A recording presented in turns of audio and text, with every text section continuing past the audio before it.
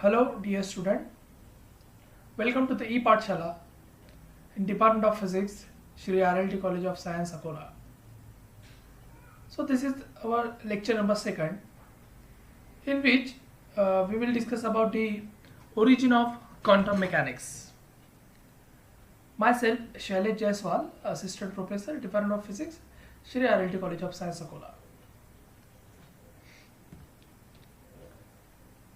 So according to our syllabus, we start here we started from our first unit, origin of quantum mechanics. So in which we take a first part, historical background and the failure of classical theory. In this lecture, we will discuss about how the classical theory fails to explain some phenomena, microscopic phenomena. Okay. So see here, we know that the classical mechanics, which is also known as Newtonian mechanics, could successfully explain the motion of dynamical bodies, just like motion of the earth around the sun and gravitation force and all other things, which is belonging to the classical mechanics. So this mechanics could successfully explain the motion of dynamical bodies, which are either observable or can be made observable by a simple instrument like microscope.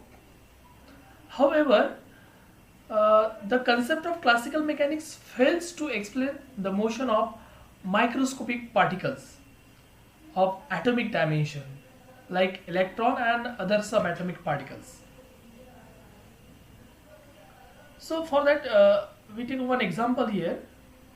As we know, everybody of us know that the atom consists of a nucleus, which is positively charged, and this negatively charged electron revolving around the center of this nucleus. And we also know that the necessary centripetal force required for the motion is supposed to be provided by the electrostatic force of attraction between this positively charged nucleus and the negatively charged electron. Yet another fact from the electromagnetic theory is that the charged particle which is accelerated radiate energy in the form of electromagnetic waves. As we know, according to the electromagnetic theory, any accelerated charged particle radiate energy. So this electron is also the accelerated charged particle, and this electron is revolving around the nucleus in a circular path. So it's also radiate energy. When the electron is radiate energy, then its energy become decreases. So therefore the energy of electron revolving around the nucleus should continuously decreases, and the electron should collapse with the nucleus after describing this spiral path. Finally, when the electron is accelerating, is radiate energy, and the energy of the electron is decreases slowly, and it performs moving in a spiral path, and finally it collapses on this nucleus. So the atom will destroy it. This is however not observed. An atomic system is exceptionally stable. So it is not found like that, and the atom becomes stable structure. Okay, so thus classical theory fails to explain the stability of this atom. In practically we see the atom is stable, but according to electromagnetic theory, the atom is not stable. So using this classical concept, and according to this classical mechanics, or concept of classical mechanics cannot be explained the stability of this atom. Okay. Another hand is that Maxwell electromagnetic theory was established. This is a Maxwell, and the Maxwell electromagnetic theory was established and could explain all the phenomena related to the radiation, like reflection, refraction, interference, diffraction, and polarization, known at those time. But at the end of 19th century, while the classical theory was at the peak of its popularity, some physicists were facing difficulties that could not be explained under the framework of classical physics. Okay, so the most outstanding among them are the explanation of the hydrogen spectrum, the emission of electron under the effect of high frequency radiation. This effect is called as photoelectric effect, and the distribution of energy in black body spectrum. So these are the most outstanding phenomena happening in the nature, and the classical mechanics fails to explain the concept behind this phenomena. These three concepts are the hydrogen atom, hydrogen spectrum, photoelectric effect, and the distribution of energy in the black body spectrum. So the understanding of this phenomena associated with the interaction of radiation requires some different aspect of radiation about its nature. So historically, the quantum mechanics originated in an attempt to explain this phenomena after failure of classical theory in providing proper explanation. So many scientists was found some explanation behind this phenomena and try to explain the concept behind this phenomena. So during this explanation given by this scientist at that time. So during this explanation, the new branch of the physics called quantum mechanics was born. So in this lecture, first we see this phenomena one by one.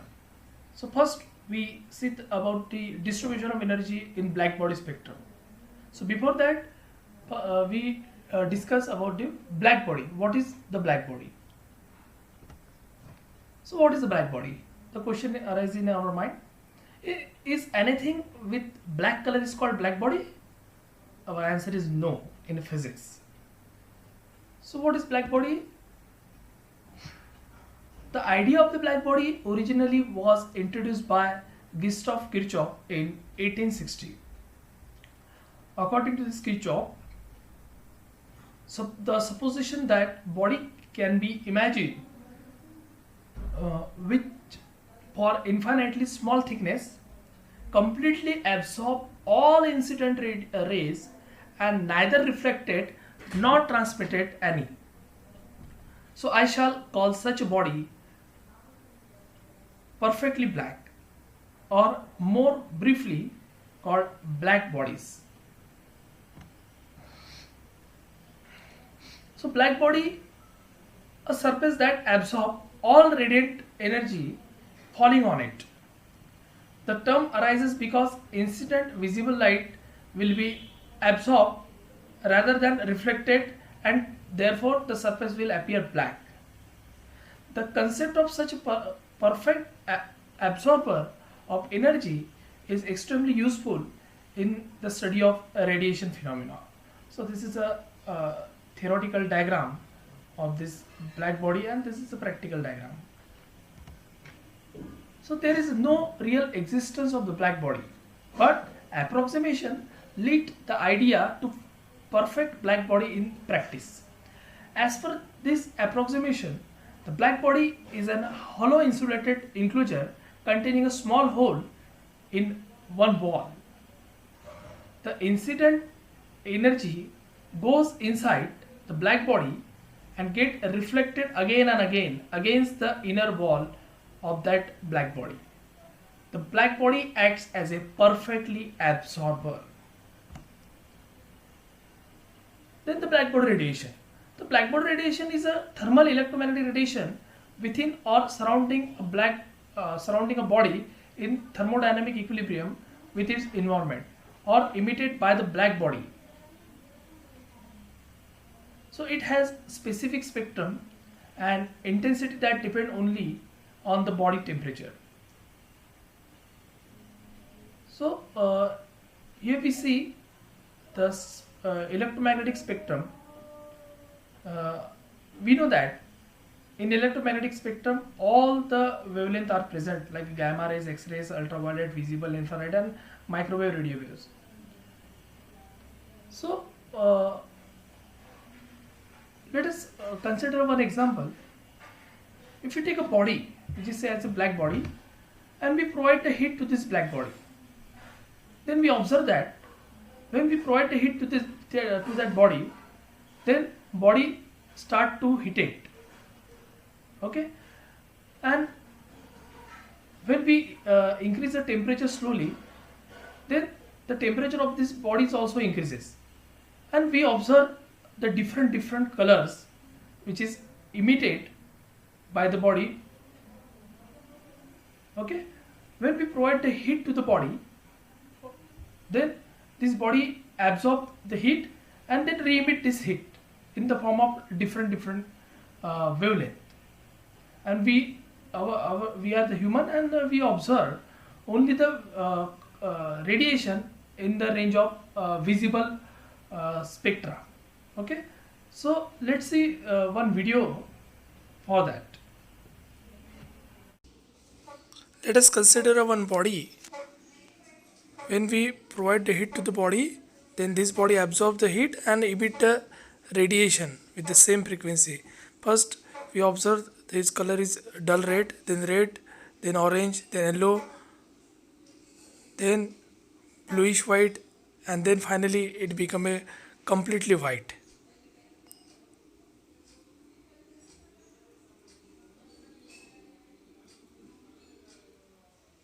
Our sun is the best example of the black body. See here, if we draw the graph in between wavelength and the intensity with a different temperature, we get a different curve with different peak intensity. First, for red color at some particular temperature, let's suppose this temperature we say as a T1.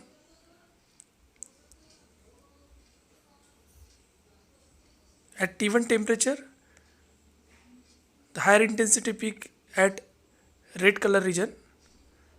Now when we increase the temperature, then the body emit a frequency in the green portion at temperature T2.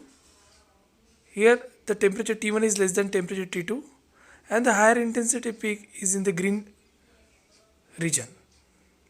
Now furthermore we increase the temperature, the body re-emit the radiation at temperature T3. So here the temperature T3 is greater than temperature T2, and we get a higher intensity peak in blue region.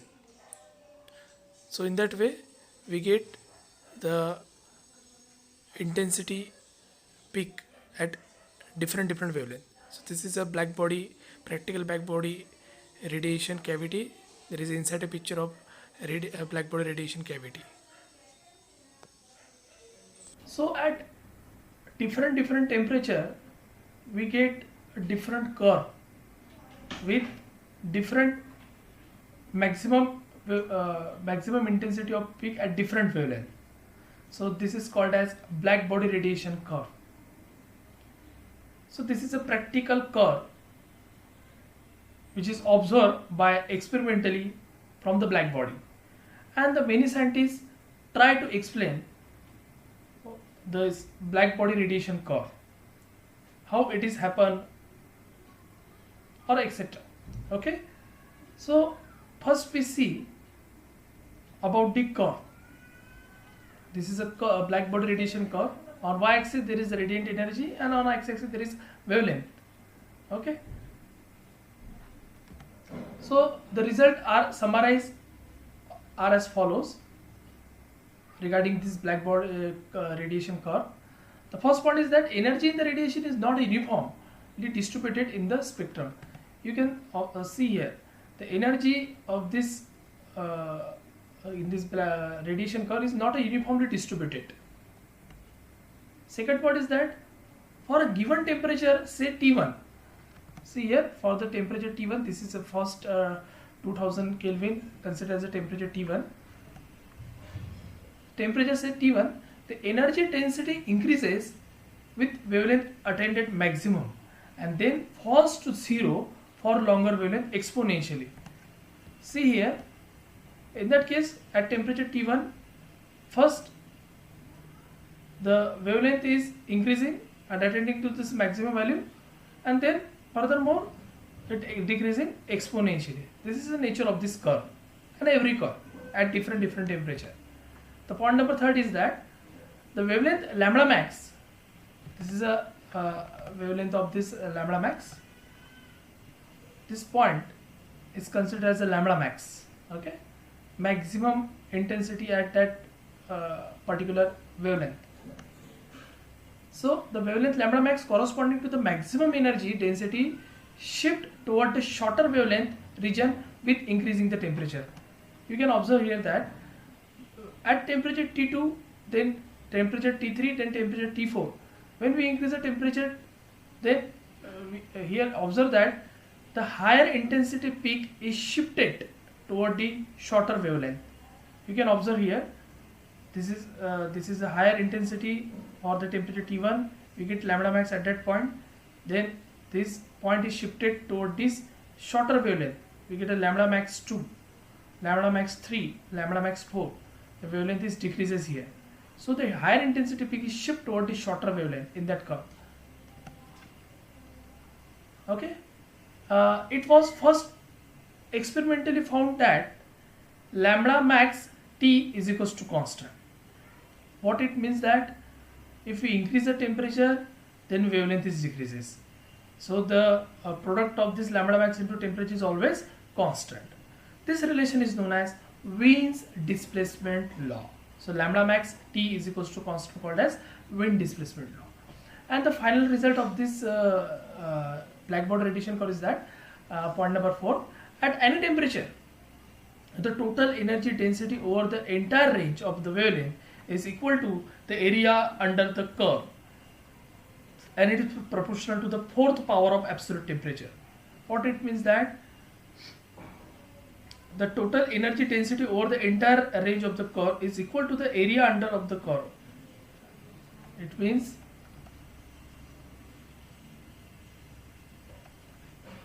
so this is the energy density under this area. It means that this is the first curve, and the area under curve means that this is the area under the curve. Okay, this area under the curve is increasing when the temperature is also increases. So, and it says it is also proportional to the 4th power of absolute temperature. So energy density U equals to it's a 4th power of temperature. So this formula of this equation is known as Stefan law. So energy is the 4th power of absolute temperature, energy density. Okay, so this is a result we got from this blackbody radiation curve.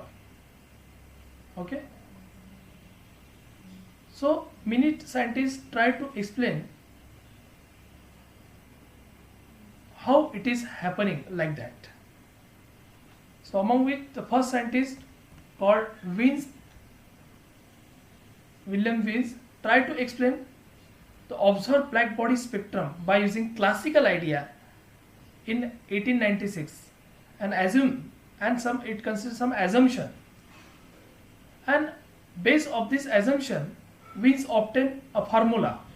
The formula is that E lambda d lambda is equals to 8 pi hc by lambda to the power 5 e to the power minus sc by lambda kt into d lambda, where h is a Planck's constant, k is a Boltzmann's constant, and T is the absolute temperature of the blackbody. So first Wiens tried to explain the observed blackbody spectrum. Okay, but he used this to explain the blackbody, he used the classical idea to explain the blackbody and consider some assumption.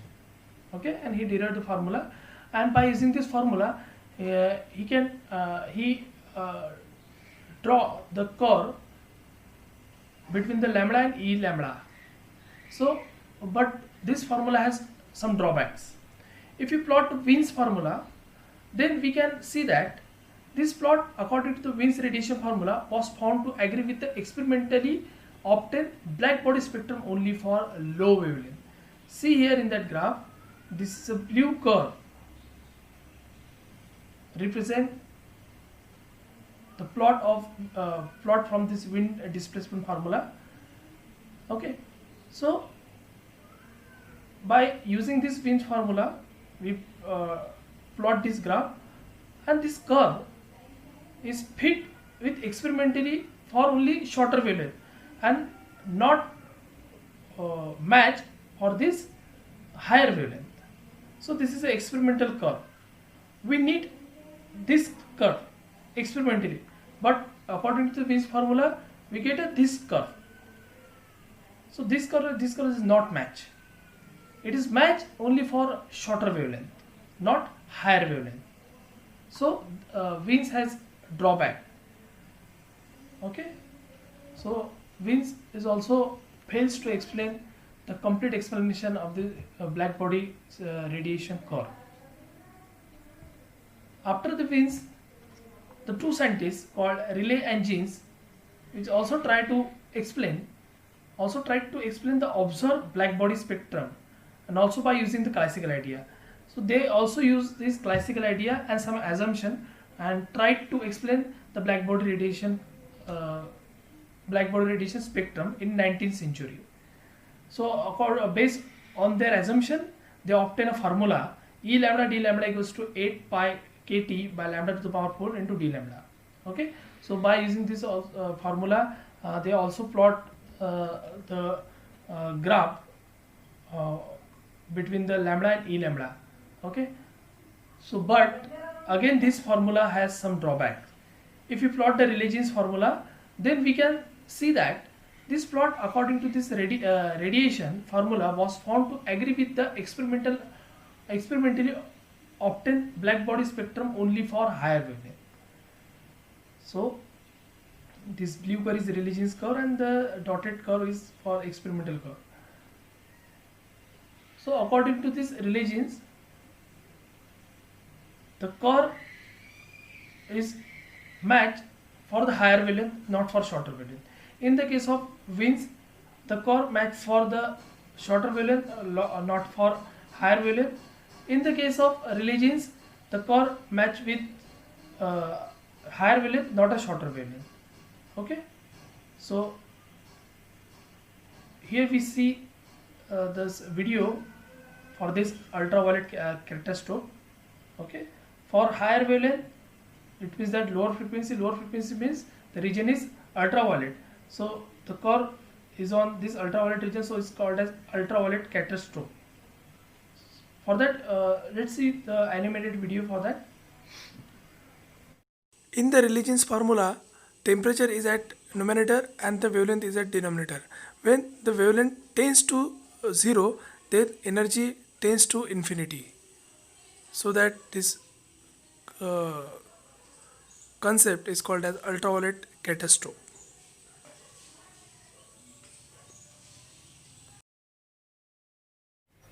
So this is known as Rayleigh-Jeans law. It explains the spectrum in longer wavelength region, and it fails to explain the experimental result in shorter wavelength region. It predicts infinite energy density at extremely short wavelength like ultraviolet gamma rays. This discrepancy between theory and experiment is known as ultraviolet characteroscope. So WINS try to explain the black body radiation curve, and it explain is good match for shorter wavelength but not for longer wavelength. And the Rayleigh-Jeans also tried to explain by using classical ideas and explain the black body radiation curve, but this curve is fit for longer wavelength, not for shorter wavelength. Okay, so this is wind displacement curve and WINS law curve and Rayleigh-Jeans law curve, and this is experimental curve. So WINS and Rayleigh-Jeans both are fails to explain the black body radiation curve. After the WINS and Rayleigh-Jeans, the another scientist known as Max Planck Okay, so the Max Planck tried to explain the black body radiation curve with some different aspect. In 19th century, Max Planck realized that physics of the micro world was different and needed an approach which is not classical. Relay Jeans and Vince used the classical concept for explaining the black body radiation curve, but Max Planck think different, and he realized that we need some different approach, but not a classical approach. Okay, and he thought and he invented some new idea, and the Planck assumed that the wall of this cavity, the black body cavity, consists of a microscopic oscillator of molecular dimension. So Planck assumed that inside the black body there is a cavity, and inside the cavity there is some molecules, and each and every molecules which is attached to the hypothetical and imaginary spring, and which is oscillate, and this atoms is oscillated about its mean path when we provide the heat. So it assumes that it's a microscopic oscillator of molecular dimension. Second assumption is that the frequency of radiation emitted by the oscillator is same as the frequency of its vibration. It means that when we provide the heat to the black body, then inside the black body there is a reflection of rays, and all the provided radiation to the black body, this all radiation absorbed by the black body. And what happened inside this black body after absorbing radiation? The inside the black body material there is molecules, and this molecules is called as a small microscopic oscillator. When we provide the heat to this microscopic oscillator, then it start to vibrate and absorb the all energy. Whatever it absorbs the all energy, then it re-emit the same energy with the same frequency. So this is the second assumption. The frequency of radiation emitted by the oscillator is same as the frequency of its vibration. It means that whatever it vibration, the same frequency it emitted. It means that, for example, we take a vibration of frequency 10 Hertz. So 10 Hertz is a vibrating frequency of the oscillator. It means that same 10 Hertz frequency it emitted. Then point number third is that the oscillator cannot emit energy in a continuous manner, but in the form of discrete packets of energy. This packet of energy is called photon. What it means? See first this formula. The energy of the photon is given by E is equals to NH nu. Basically, E is directly proportional to the nu. Energy is directly proportional to the frequency. The Planck reflects the directly proportional signs and put the equal sign and take a constant term. This constant term H is called as Planck's constant, having value 6.625 into 10 to the power minus 34, and here N is the principal quantum number having value 0, 1, 2, 3, 4. It means that the energy which is emitted by the black body is depend upon the frequency. So there is a very important point, very important formula is that the relation between energy and frequency is the energy is directly proportional to the frequency. If frequency increases, energy also increases. But how it is increases? In the discrete, not a continuous. What it mean by discrete? Here n represent the value of 0, 1, 2, 3. It means that after 0 it is 1, not a 0.5. After 1 it is 2 directly, not a 1.51, 1.4, 1.3 and so on. It means that middle value is absent. So the oscillator cannot emit the energy continuously, but is in the form of discrete packets of energy. So this discrete packet of energy is called as photon. Since an oscillator can absorb or emit whole number of photon, the allowed energy of oscillator is given by En is equals to NH nu, where n is an integer. So see in the diagram, this is a quantized or discrete energy level E equals to 0, 1 h nu, 2 h nu, 3 h nu, and so on. Okay, and this is the pictures, hypothetical pictures of the microscopic oscillator of the molecular dimension. This two molecules is connected to the hypothetical spring. When we provide the heat to this oscillator, they start to vibrate, and vibrate with some frequency, and same amount of frequency it emit from during this vibration. Okay, so this is all about the blackbody radiation and the Planck's assumption. Max Planck assumed this three points and gives some new idea. The Planck's new idea is that the energy is directly proportional to the frequency. This is a Planck's idea. So then the Planck's made some assumption which are called Planck's hypothesis, or we say as a Planck's postulates. So Planck made the assumption that energy was made of individual unit, or we say as a quanta. So based on that assumption, the Planck obtained a formula. See here the formula: E lambda d lambda equals to 8 pi hc upon lambda to the power 5u into 1 upon e to the power hc by lambda kt minus 1 d lambda. This is in terms of wavelength, and this formula in terms of frequency. Okay, so by using this formula we can plot the graph between the wavelength and the energy. Then we got the curve of this black body spectrum. We got a curve, and this curve is exactly matched with the experimental curve of this black body spectrum. Okay, so the black body spectrum could not be explained by the Wiens and Rayleigh jeans, both of which treated the problem relying on classical law. But Planck, through his non-classical, or which is say as a quantum assumption, derived the Planck's radiation formula and explained successfully the entire part of the black body spectrum. So this was the first pioneer to the fact that the law of physics at the micro level is radically different from the law of physics at a macro level. Macro means classical.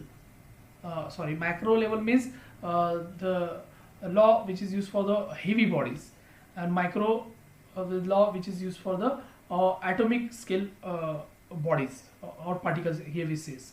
So the law of physics of the micro world were developed and now known as quantum mechanics. So the Max Planck called the father of quantum mechanics. Okay, so the finally the result, or we say as a conclusion of this lecture number 2 is that the Wiens and Rayleigh jeans use the classical concept to explaining the black body radiation curve, but they are fails to explain the black body radiation curve. Their curve is not matched with the experimental curve. So the Planck used some different idea. The idea was that the energy is directly proportional to the frequency, and use this idea, develop his own theory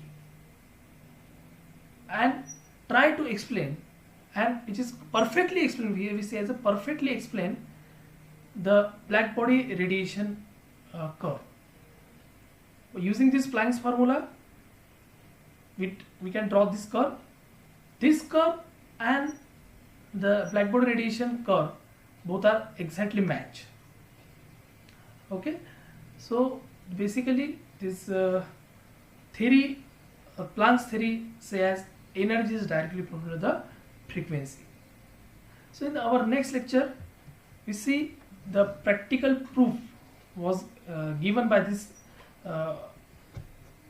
the practical proof we got the practical proof of this Planck's hypothesis, which is given by the Albert Einstein in the photoelectric effect. Okay, so this is all about the origin of quantum mechanics, about the black body radiation spectrum, and in next lecture we will discuss about the photoelectric effect, which is the first experimental proof of Planck's theory of radiation. Thank you very much.